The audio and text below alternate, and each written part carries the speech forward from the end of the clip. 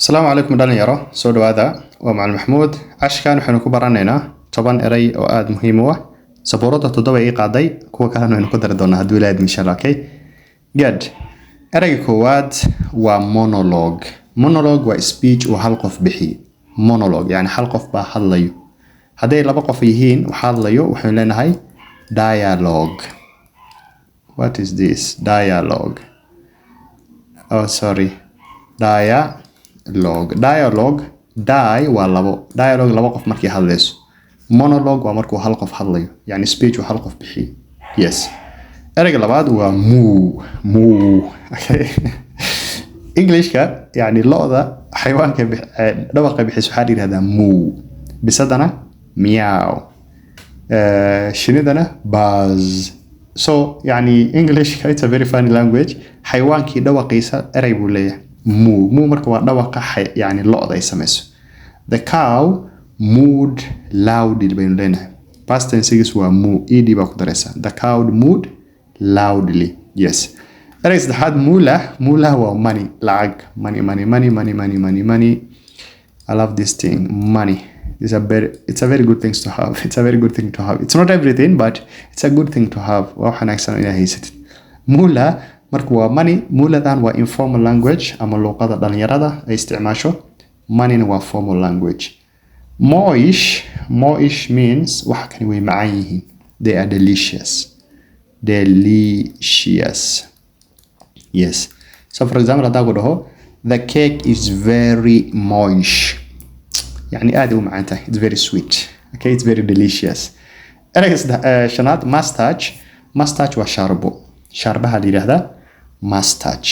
garkana beard. labadaas baa magac leh wixii inta ka soo haro yani jirka meesha kaga yaalan baa sheegaysa dadna hair baa ku dareysaa. back hair, nose hair, chest hair, leg hair, arm hair, pubic hair oo ku hoosa. pubic baa la yiraahdaa laftaas pubic hair, armpit hair soo maaragtid.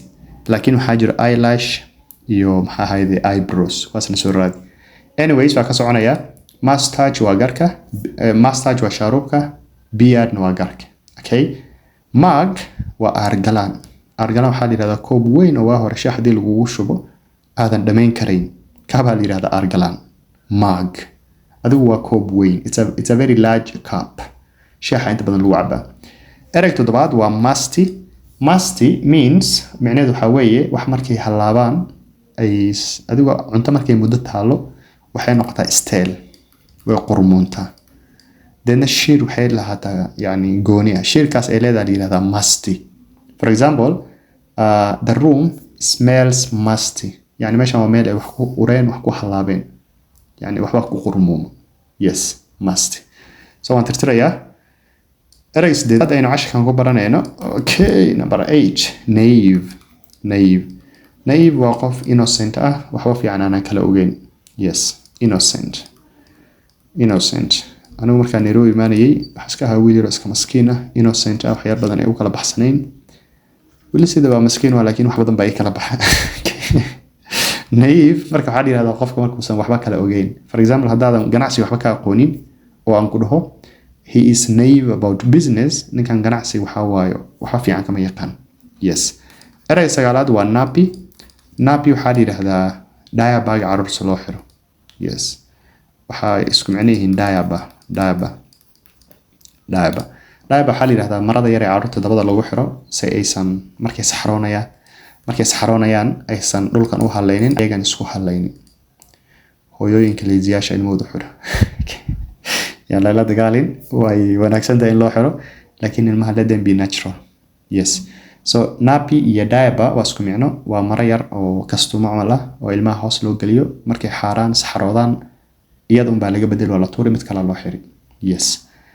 Nerd eraygu dambeeyo nerd saaxiibaday waxay dhahaan you are a nerd waxa la yiraahdaa qof waxbarashada jecel 9 buug akhrinayo and unfortunately anigu qof noocaas baa.